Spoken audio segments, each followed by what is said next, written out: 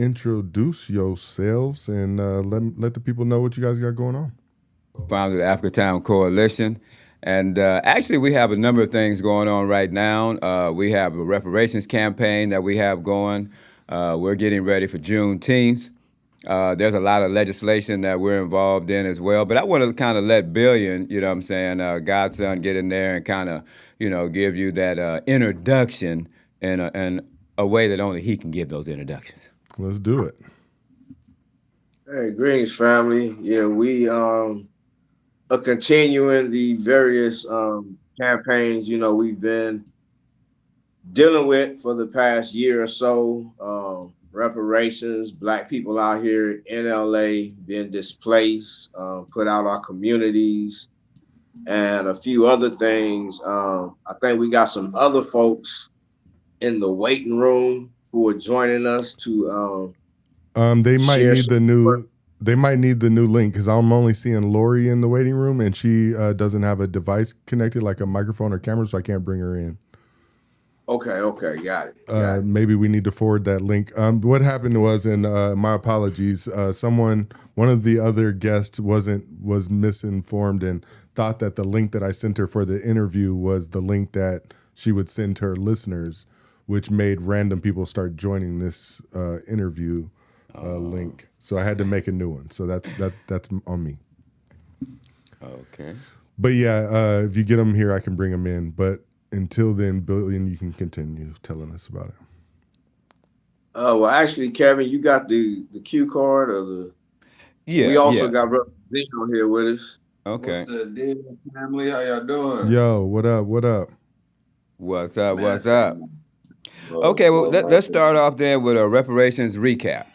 The reparations recap, we have the CLBC's Road to Repair reparations package intended to hire the Department of Justice, y'all. This is something that everybody needs to know. Okay, there you go. I see you.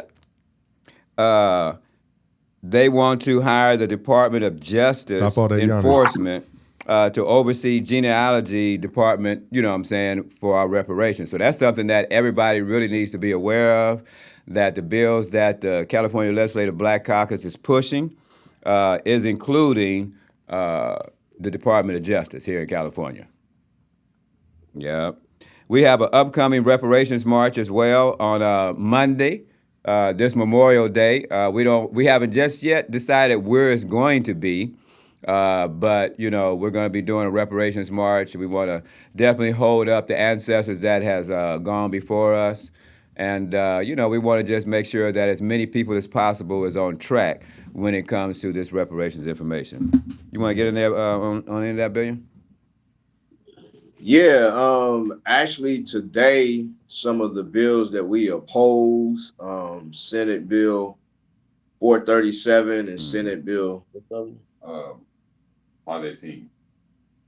Senate Bill 518 went through another Senate committee, unfortunately. But again, these bills are calling for more studies where, we have been demanding that we get to actual cash payments. There's also another bill that's calling for a bureau. And with that bureau, there'll be genealogy studies conducted.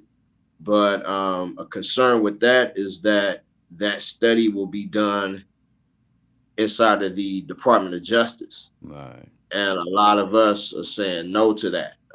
We know we haven't had the best relations with the Department of Justice as a community. So why would we want them accessing that information? And in the bill that 𝐶𝐳 actually proposed, there was a part that specifically said that's what we do not want for our records to be accessed by law enforcement. So that's one extreme difference in these bills that are up right now. And, the purpose of the march on Monday is to get out and get to more people. The California Black Caucus, they have access to larger platforms. They have more resources to get their information out. So people hear that and they think, that's what it is. That's a good thing. But once we get out and share with them that unfortunately they are actually blocking us from getting to real reparations. You know, it kind of gets people a little more focused with what we need to do. So that's what we're looking at doing Monday on Memorial Day. More than likely, it'll be at one of our local parks. So if any of you hear this and you want to reach out to us and give us a suggestion, we'll most definitely look to come to that community. But again, yeah, we just need more energy, more of us to focus on reparations. We know we will attain it. Okay, and let me just ask one quick question. So, how important is the Black Democratic Club as it relates to this struggle for reparations? Well, actually, they set the tone for what Black Democrats in Los Angeles, how they're going to vote. And again, what we do in LA usually goes throughout the state. And if it's a national issue, it tends to go throughout the nation. So our Black Democratic, I believe it's the New Frontier, this past, I think, Wednesday or Thursday, actually decided to vote in favor of our bill. That's right. Assembly Bill 1315, which Bill 𝐶𝐤 had presented while he was a state assemblyman, but since that time he has been promoted to being a a U.S. attorney. And unfortunately, we're hearing he's doing moves in that position, not in our favor. But again, our thing was never support of Bill 𝐸 as an individual.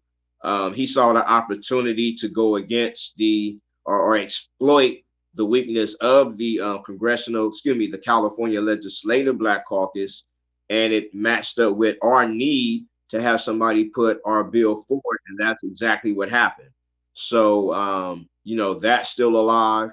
We have comrades up in Sacramento who are still lobbying, trying to find somebody to continue our bills, and they're pretty confident that that is going to happen.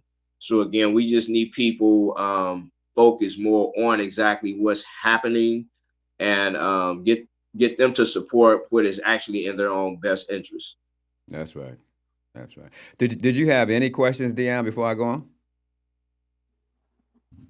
You know what I was thinking for some of the stuff that you're talking about, people might not know exactly what you mean or what you're talking to it. So I would like you to talk more from a layman's point of view, like if you're explaining to a child or something exactly, because some people might disagree with you because they don't understand something. So if you explain a little deeper to the people who might not understand some of the words that you're using, maybe they'll come to some sort of an agreement. Okay. Right. Thank you for that.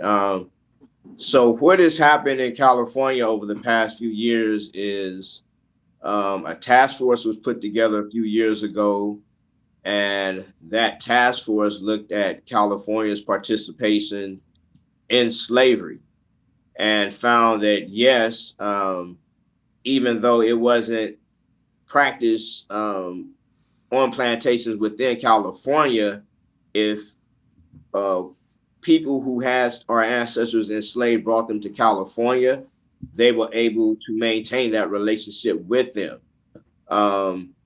People such as Crenshaw, you know, they would hunt down our ancestors who would actually free themselves, and he would sell them back into slavery. So things like that, things since the emancipation that have continued to affect the Black community specifically were identified to have happened in California. And that same task force suggested that things such as cash payments and other type of resources were needed. And last year, the California Legislative Black Caucus presented a number of bills to start suggesting different aspects of what the task force found as far as ways to repair us. But what we found was it was basically a front. They were not asking for anything of real repair. They were not asking of anything like other communities have received when it comes to reparations. Right. So it led to a big fallout last August, to where there were two bills presented by Senator Steve Bradford that would have moved us towards having an agency to identify which of us had ancestors who were enslaved, and to also establish a fund for us to start getting California to set aside certain amounts. I believe it was the emergency fund, to start building a pot to actually pay us reparations. But that same California Legislative Black Caucus chose to block it. And, that caused an uproar, bring us into this year. The same Black Caucus again presented a number of bills to, this year they dropped the word reparations and they called it the road to repair. And again, they presented bills that were not necessarily reparations. Some of them kind of resembled the bills that were blocked last year, but again, they were not quite that. They actually are asking for funds that these same caucus members could then pay selective nonprofits, raise money in the name of reparations, but pay, their select few, instead of fighting for what is the need of the larger majority of us in California who are descendants. Right. So that kind of brings us to where we are at with the bills we were just speaking about. And so real quick, if I could just say real quick. So for all of you out there, young people, older people, anybody in between, if you are Black American and you have family from the South, 9 times out of 10, you may have some of that history, right? So what we need to do is, the genealogy department is to go back and get all those documents that you have in your family, like, the family tree, any type of, land documents or anything like that. If you have 40 acres or any property that came from that slavery period, then that's going to make it a lot easier for you to be able to tell this genealogy department in California that you qualify for reparations. So it's really a simple thing. Once the legislation gets done, the bottom line is that you get your family documents, you come to this genealogy department, they're going to check those documents. If you don't have the documents, they will help you to get those documents. So for those of you who are, like I say, from the South, and you have, family that still have a lot of their paperwork and, their family trees, those are the type of things that's going to be necessary for us to move forward and get these reparations once these bills have been approved. So I just want to kind of throw that in there because, there's a lot of young people out there, especially, I love it. There's a lot of young people out there that need those reparations so that you can stop chasing that bag in other ways. You know what I'm saying? Let's get that reparations bag, and then we can do something positive so that these police is going to get up off our back. Beautiful. All right. So we got some. Go ahead. Deon, do you want to get in there? No, go ahead. Okay. So we have some community information that we wanted to share. The African Town Coalition is always going to stakeholders meetings in Africa Town. We also go to City Hall meetings with various different topics and stuff, and just a number of different readings. So we had a meeting with the Leimert Park stakeholders, and Metro is doing their thing, y'all. They're doing their thing, and they are once again excluding Africa Town vendors. And one of the reasons why they're doing that, because, they prefer to deal with brick and mortar, who is connected with the city, and, it's like a little partnership they got going on. But, Billion, would you like to throw something in on those meetings? Oh, we got Zeno. What's up there, Zeno? All right, that's our meeting. That's one of our meeting man right there. So maybe he can also get some information on that. So, and we also got Brandy with us. And we got Brandy's Brandy. Here. Brandy, you can unmute as well. Unmute, Brandy. Peace, everybody. Black power. Yeah. Go and jump in there. So, yeah, do your thing. I had been sitting in on the Leimert Park stakeholders meeting. They do it every first Monday, I believe, of the month. And like we had noted, their priority right now is further developing the Metro, which is the K line, Leimert Park Station, further developing that vision. And that vision, based on the meeting details, prioritizes brick and mortar businesses. And so that means, all the people that, vend over there, that bring all the life and all the soul and all the culture and all the different economic opportunities to the merchants, they are being overlooked, and so it's kind of sad when you sit in on these meetings because you're clearly just being allowed to comment on plans and not necessarily influence those plans, for the betterment of the community. So there needs to be more people that, have a little bit of time, whether it's an hour, a half hour, because you don't have to stay in a meeting. You could dip when you want to, but at least pull up to some of these meetings when they have them, because you can use your phone. You don't there's no physical place. It's usually like a Zoom link, and that'll allow you to at least just be aware of what's going on, right in front of your face or behind your back, as we all know. Okay. Sounds good. Anything else on that in that area?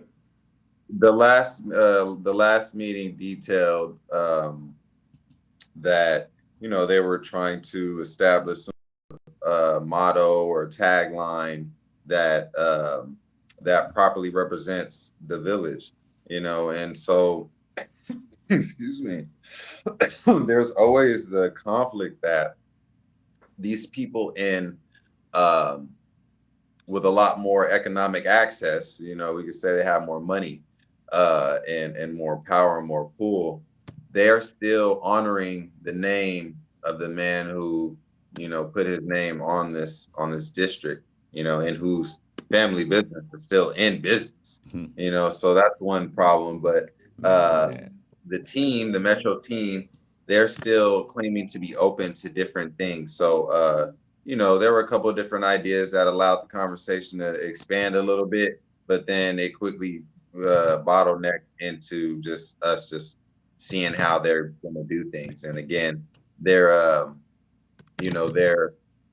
have certain visions that, we could all utilize, you know what I mean? Again, they're just prioritizing, merchants and things all commercial, and again, we just need to encourage more people to stand in on these meetings and let their voice be heard. So that way there is some sort of, there begins to be a shift, an actual shift in the mind state and in the actions of these people that have the power to, represent us commercially.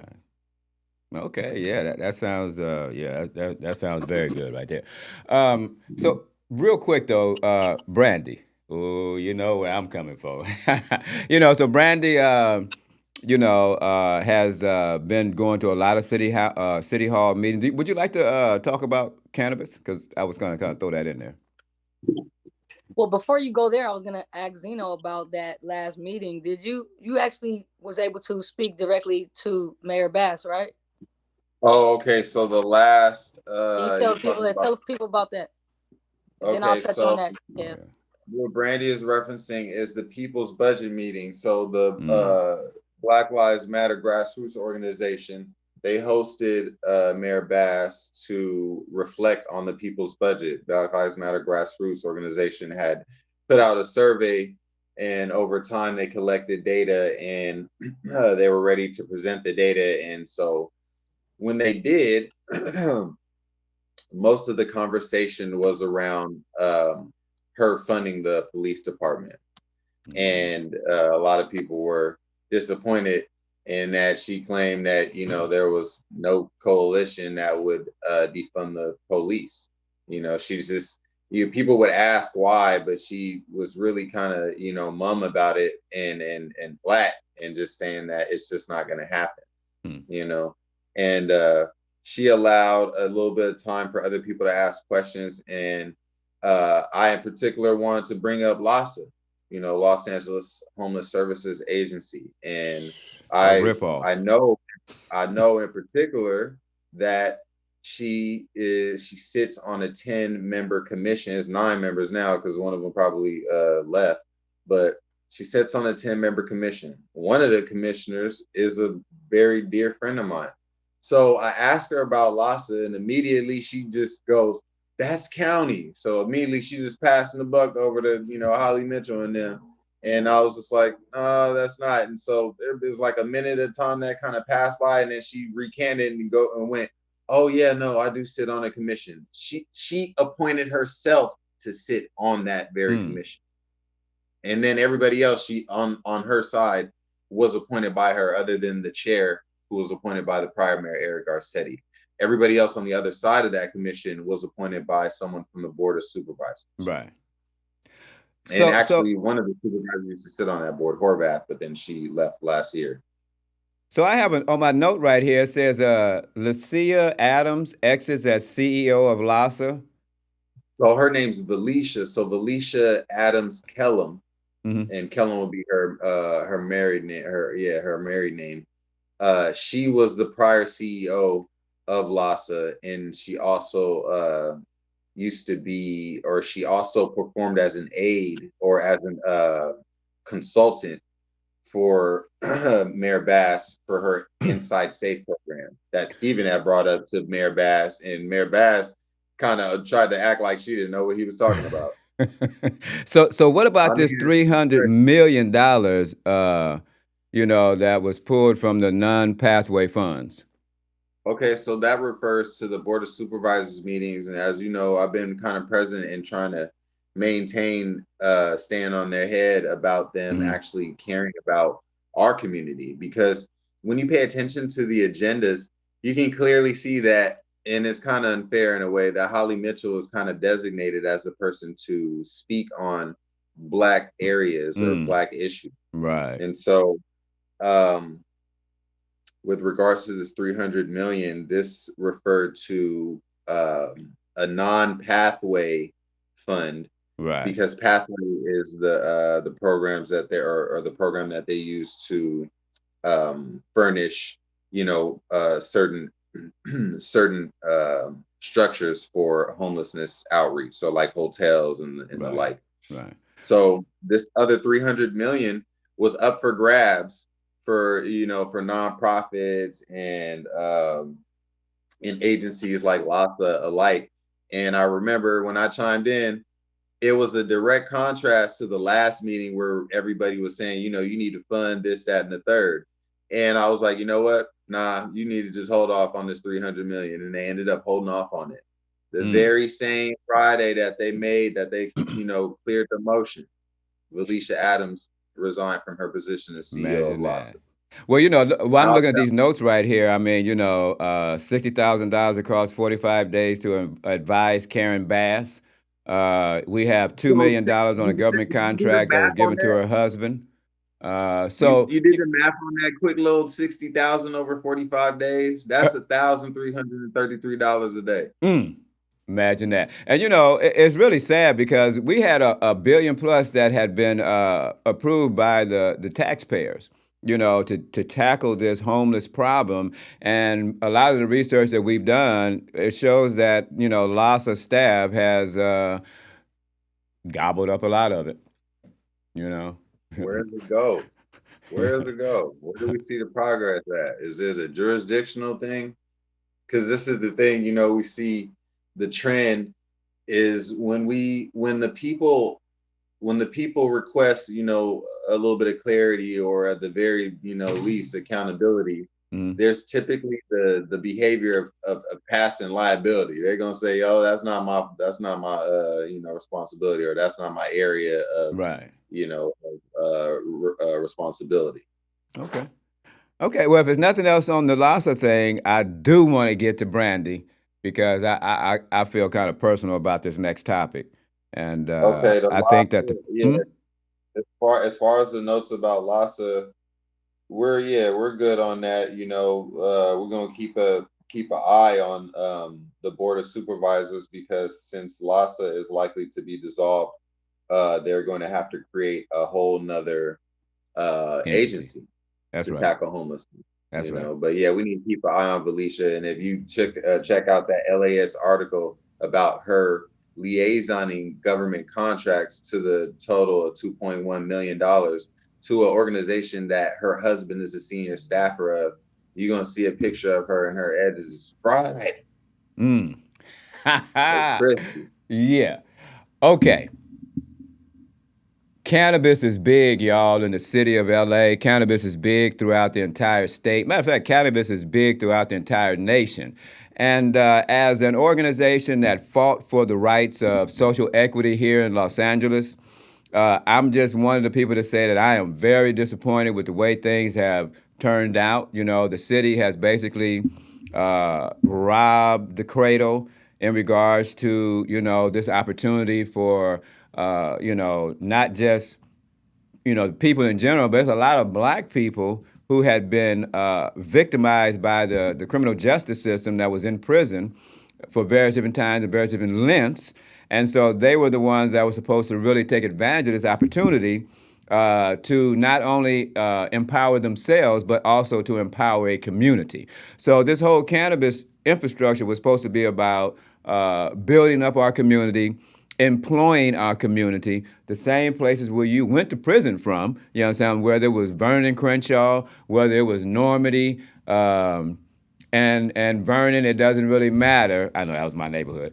It doesn't really matter. If you know, you're supposed to build these neighborhoods up, and you're supposed to empower people and employ people. And what has happened is that the city has crippled this opportunity for the people with the permits, and it's really sad. So we have Brandy Kane here. She is a member of Africatown Coalition and also, you know, a permit holder. So what say you, Brandy? What's up, everybody? Peace, Deon. Thanks for having us. Yeah, welcome. So, yeah. So what Kev is describing is what the city put out in 2018 as the social equity program, which was supposed to be an effort for restorative justice for those who had been incarcerated and criminalized and had gotten records for consuming marijuana or selling it, you know, prior to its decriminalization. So I've been myself and, you know, several other people who were qualifying community members. I've been in this business now for the last 7 years, but without much success due to a lot of red tape from the city, a lot of bad actors that are being allowed to move through the space and take advantage of people who are the license holders. It's kind of like comparable to like a shady record deal, you know. You got the companies and you got the artists, and you know they're going to try to, you know, fuck the artists over. Right. So the license holder is like we the artists, you know. Then the investors is like the labels, the janky label. So that's pretty much like the climate that's happening. And then there's just also a lot of unfair taxes that are only placed on cannabis businesses. So we've been at you know, City Hall. Shout out to Madison Shockley and Kika and 𝐤𝐨 and Robin and everybody who makes up the organization Black that is pushing for, you know, justice in this space. We've been at City Hall, you know, pretty much nonstop at all the budget hearing meetings, the DCR meetings, and most recently we made a lot of noise at the last meeting. People are tired of getting a runaround, so I think that the city is finally, you know, hearing us as we continue to go up there in numbers. And the most recent thing that came across my desk today was that the upcoming meeting that was supposed to be held at the Department of Cannabis, which is on 2nd and Figueroa, since we made such a stink up there the last time, there's been a memo put out by Mayor Karen Bass, and now those meetings are now going to be held at City Hall. So I guess it's, you know, it's kind of escalating. Right. They realize that they cannot contain us, and that we're not going to be quiet. We're not going to just silently get, you know, screwed over and overtaxed and over fees, you know, and be treated unfairly, you know, by the city, by the state, by the DCR, Department of Cannabis Regulations. We're asking that they be abolished and dissolved, and that this any further processing of any other licenses be halted until they get us in order. You know, there's a lot of shops that are legal, but they're not thriving, and that's not due to the scapegoat. It's easy to scapegoat the illegal shops, but I think that everybody could coexist if the city was being more fair with the legal shops. Right. So just everybody just stay tuned. We're gonna stay on the front line. That's right. I'm still trying to hang in there. Maintain, keep my head above water in this space. And for those who have been bad actors, they got their grand closing coming. That's right. And thank you very much for that. And I just want to say real quick too is that, when this whole thing started, I mean, we were like excited, like, man, we're going to have some folks, they're going to have their bud shops and all this here, you know what I'm saying? It was going to be like a beautiful thing, And for some people, it has been a beautiful thing, but for others, it's been a nightmare. Okay, it's been a nightmare. I've met something like I think about 3 or 4 people who they have permits, but nowhere to set up operations. Another thing is that the city is choking out, like Brandy said, is choking out a lot of these businesses because they're taxing people. It's ridiculous. How do you tax people like this? This is why a lot of people don't go to these shops because they don't want them taxes. You know what I'm saying? And like the taxes is really ridiculous. It is really ridiculous. There's only like maybe one shop that I might go to, but I'm not paying those taxes. And a lot of people, they really are offended by these high prices in terms of taxes and so forth. We want to support legal cannabis businesses because we know a lot of people who have these businesses, but it's kind of steep, So for all of y'all because I'm glad you brought it up because it's relative to reparations also. Right. This is one form of, a reparation that could have been, and it's supposed to be, a form of restitution for the war on drugs. Right. So that's another reason why I'm staying in the fight. It's right in line with the reparations fight. As that's well. Right. So yeah. I second that for sure because I envision there at the very least, in terms of like what it looks like for them to make a solution in today's time, for there to be for people like you at least a longer standing tax subsidy that allows you some fluff in order to get to a point where you can evolve, however you want to as a business owner and as a permit owner, you know what I mean? Because clearly the department is not tripping on their tax rate. They're not saying they ain't getting enough. No, they ain't saying that at all. Yeah, they've gotten rich off of the fees that they've charging us. So it's just it's more bureaucracy. It's typical of the city of Los Angeles. I mean, we kind of see the same thing happening with we have our vendors in the village, but we know that we have other vendors all through the city. All the other cities around LA, they're not innocent when it comes to that type of work. I was in Long Beach for a long enough time when they started the social equity program. I was eligible to apply, but you know how many people actually got permits, and then other people who got permits were able to get funding in order to even start up. And I know we don't like to throw those ethnic divisions out there, but a lot of black folk didn't get those permits like they should have. I'm just saying. A lot of black folks did not get those permits, and they've been giving the permits to a lot of other people who moved into these area codes, who was not in these area codes, did not suffer what we suffered. But they gave them preferential treatment. And I just want to say another thing. What Brandy said is that reparations, 7 years, we should have been built up. Every permit holder that's out there in the communities that have been subjected to the criminal justice system because of marijuana, they should be on top right now. 7 years. There's no reason why none of them should be struggling at all. So, yeah.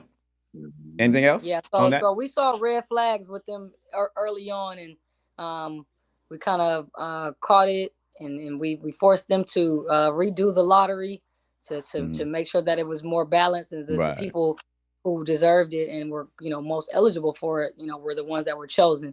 And they were 100 licenses given out, but I say out of 100 of those, I mean, maybe you got more than half that are struggling, and we're up at City Hall every other week trying to be heard and to make some affect some change. So thank you for bringing that up though, Kev. Without a doubt. So for y'all that's listening, we need you to support legal cannabis, right? We need to support legal cannabis.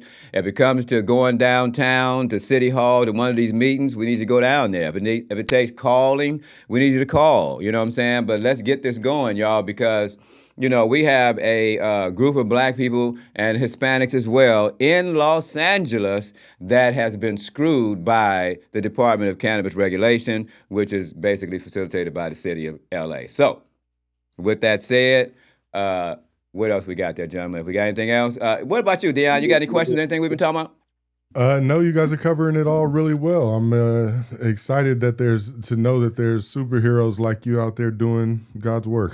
Well, thank you very much, there, brother. That's something that one of our members, right? He wants to design this whole image thing, right? And I'm glad you brought that up, because when we do finally get it inked, we'd like to present it right here.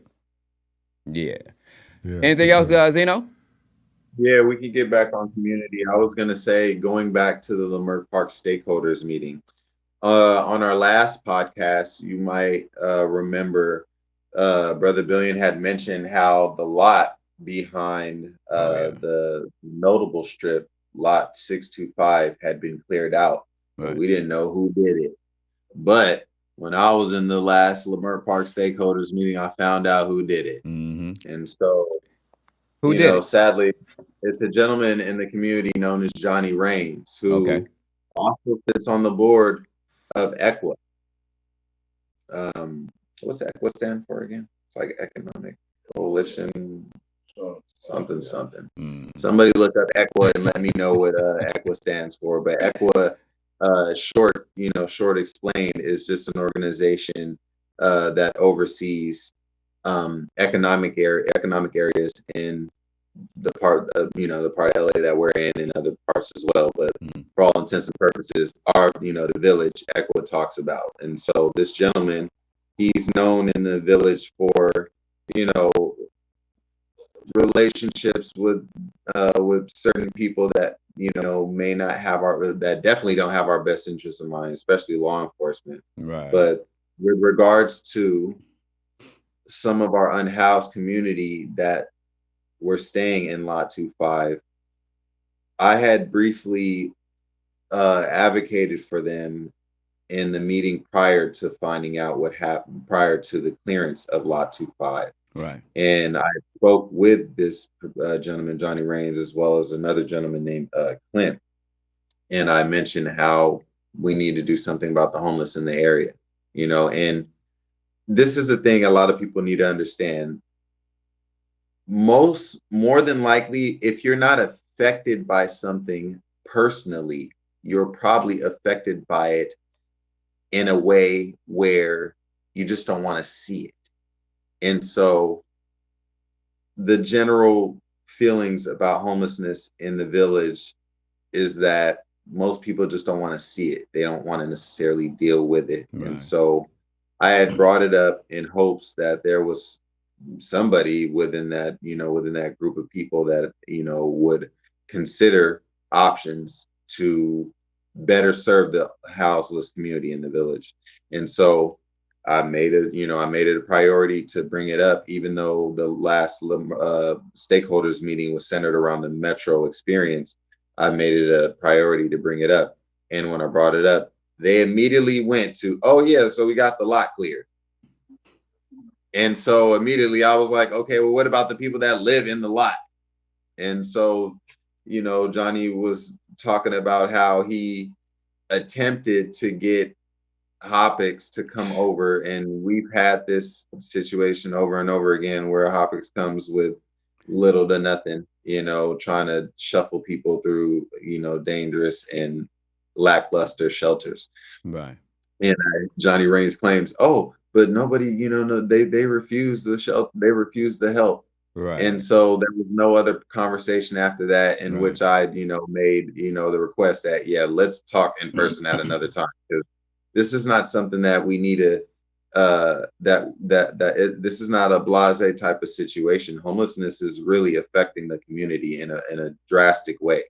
You understand? People that are out here houseless, they have to keep it together, and you know, a lot of us don't understand just how hard it is just to go through a normal day and not have the bare necessities. Right. And let me just say that, you know, because you brought up a point, and I think that a lot of people, homeless are invisible to a lot of people.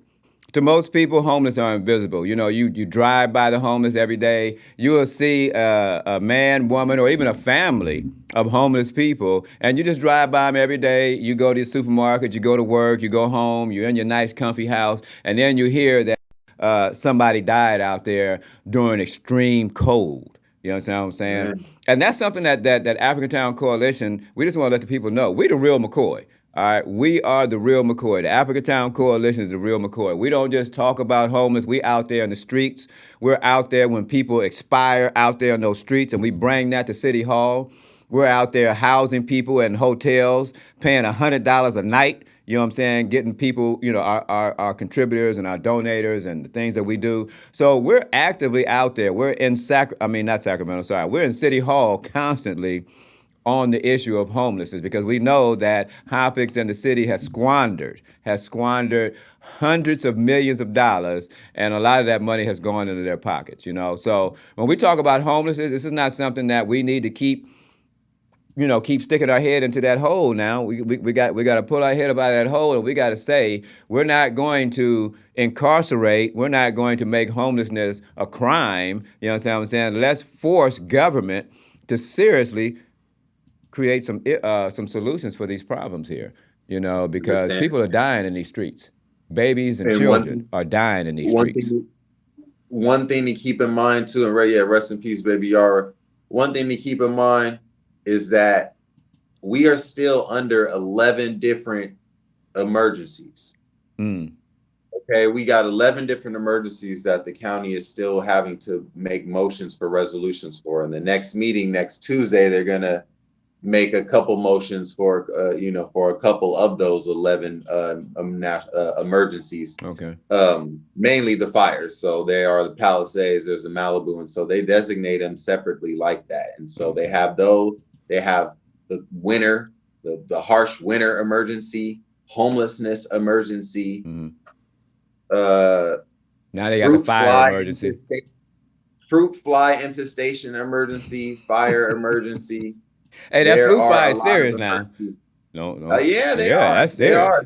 If you go down Centinela, if you go past the Honeywell Center where the Clippers practice, there's a building on the right-hand side, and if you keep driving past it, you'll notice it has these big old mosquitoes on it, and that's the Vector Center, and Vector is just another term for a big-ass bug. And so, you definitely need to keep abreast of what's going on as far as these resolutions to these emergencies, because even though everything seemed hunky-dory and the sun is coming out and blasting on us, people are still dying in the streets. Everything is not cool. It's still funky. Okay, so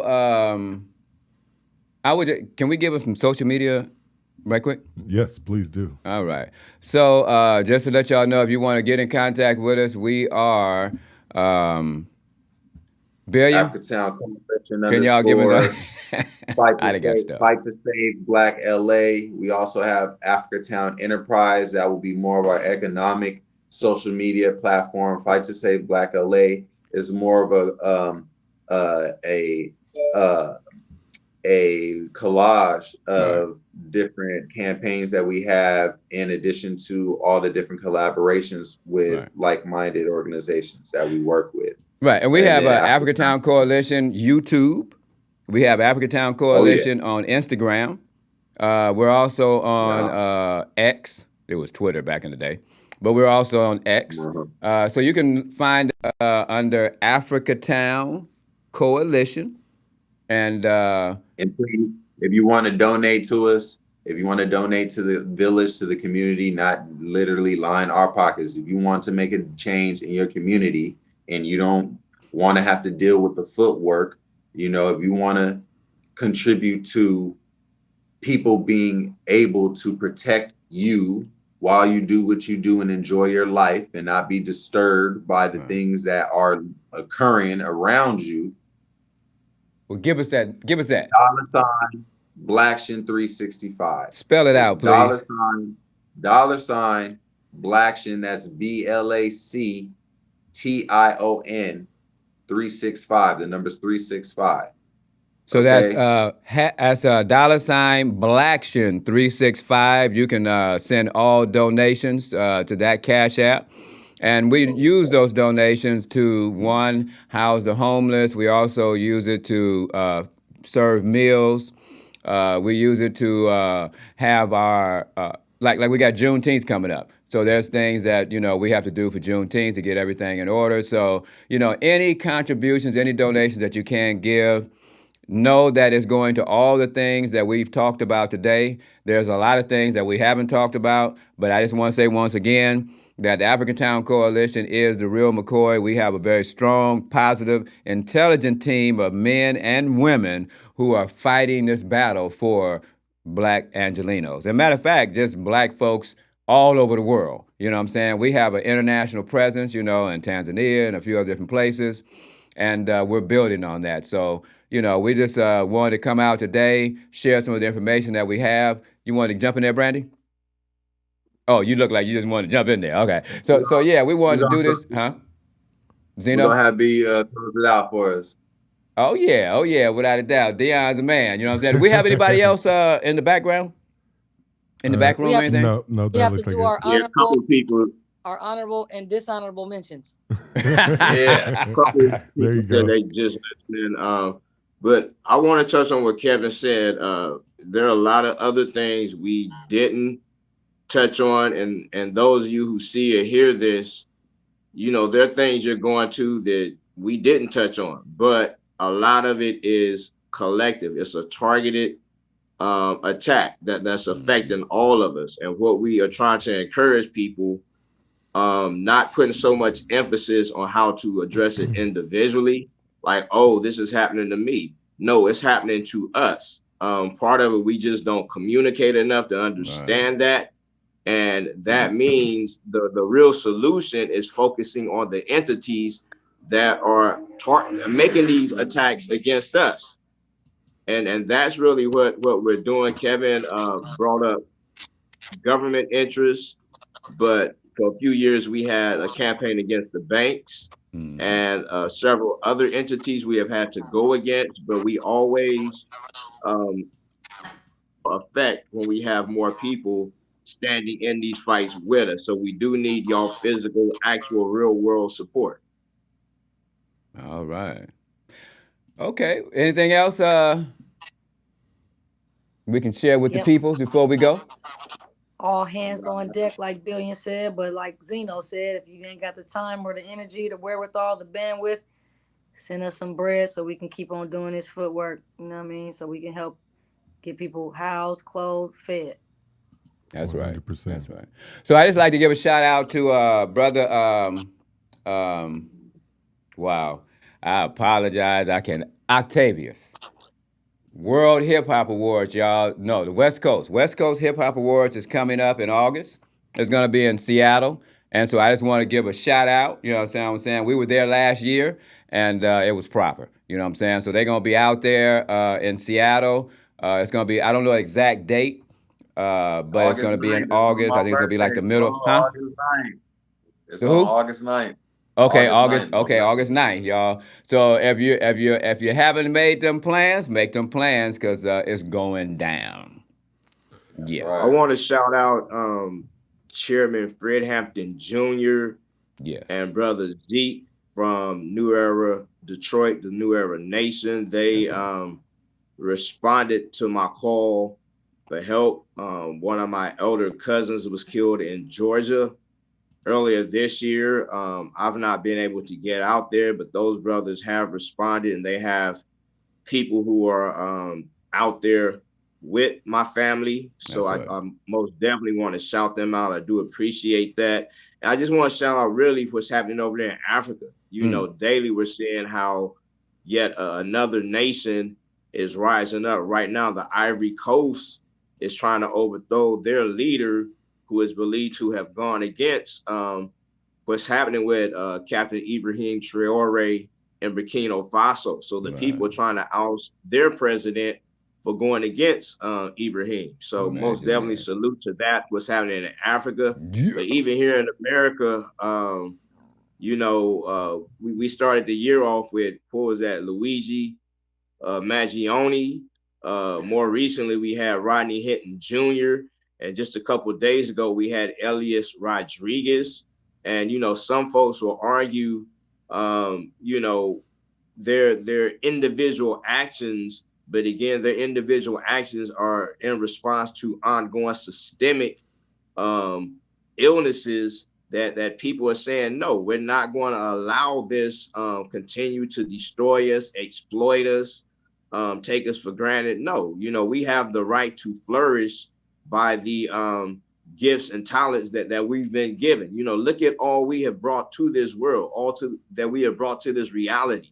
Almost every industry we have made a success, right. But yet today we have been cut out of most of these industries, delegated to the bottom, and we're saying, no, this will not continue. So salute to everyone that's standing up right now to force this change. That's right. Yeah. And, I just want to say in closing, too, that Africa is opening its doors in a real way, y'all.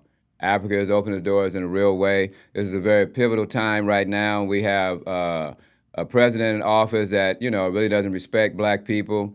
And so this may be a time for some of us to make that exodus, So in September, there's going to be a reparations conference in Africa, and we're just going to see how it goes. All right. Well, anything else? Do we have any announcements that we can make as far as the next reparation action that's maybe taking place? Yeah, we spoke earlier in the beginning about the reparations in memory of our ancestors march. We'll be doing this Monday. We have not yet decided exactly which location, but we do believe it will be a park or maybe a beach. But yeah, join us, hit us up. We most definitely need you to come with us. Again, it's about raising the consciousness of our people about what's happening, because usually once they get the truth, they're willing to support what needs to get done. That's right. And we've seen that time and time again. And, all right. The DCR, the next meeting was supposed to be June the 5th, but it's completely canceled. That's the memo that's been put out by Mayor Karen Bass, that the meeting is canceled. So that's kind of good, because like I said, the meeting is escalating. So then whenever they do reset that meeting, it'll be at City Hall. That's so right. That means that we're getting one step closer to removing the DCR as the middleman, with all this red tape. Black Power. All right. Black Power. Yeah. All right. So Africa Town Coalition on YouTube, Africa Town Coalition on Instagram. That's right. We are also on, there you go, Africa Town. And we're also on X. And you can just Google us, and you'll see all the stuff. Not all, but you'll see a whole lot of stuff that we've done over the past, since 2016. You see what I'm saying? I don't know how many years that is, but it's a lot. That's a lot. We got a lot of work. You know what I'm saying? And that's what makes us the real McCoy. Right. Yeah. All right. Well, thank you very much, Deon. Thank you. We want to thank your audience. You guys. And I hope y'all got something out of this here. We're going to be back at you again. Yeah, Morris Media Studios. Appreciate you. And thank Morris Media Studios. Yes. Yeah. And, much love, Deon. Much love. Appreciate you guys. I'm going to go ahead and jump into Brandy Kane's Time Flies track, and then we'll get right back to this madness. Thank you guys. I appreciate you so much for what you're doing. Thanks for having us. We're superheroes. Peace. Peace.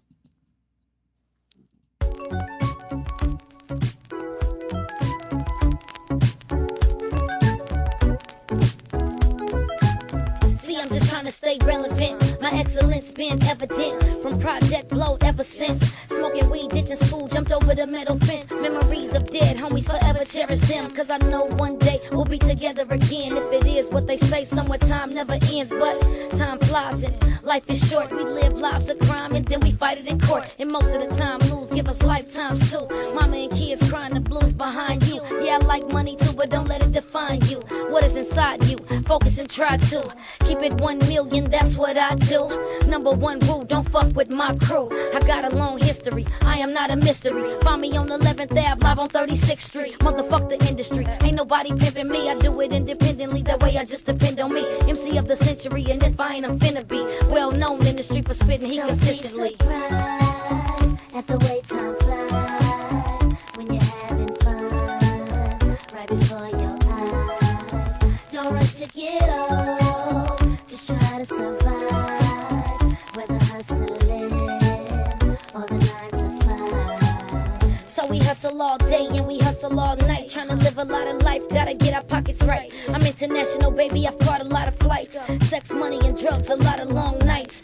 Turned into days, I'm burnt in the maze. On the verge of insane, I just heard my name. I told myself I never ever make certain mistakes. Over and again, but I swerve, no brakes. I'm floating in the wind and I'm gone into space. And how can I be wrong when I'm on feeling great? Then it all falls down and it won't go away. I just wanted to escape and now I'm gonna pay. The way I feel, I may not even see another day. I need a little reefer and some drink, I'll be okay. But I can't shake it off, my brain on soft. But I can't take a loss and I can't stay off. I played and I lost, I can't pay the cost. Can't let nobody see me cause I can't play it off. And yeah, I got faith but I don't pray to the cross. I just look in the mirror at the face of a boss. Don't be surprised at the way time flies when you're having fun right before your eyes. Don't rush to get old, just try to survive.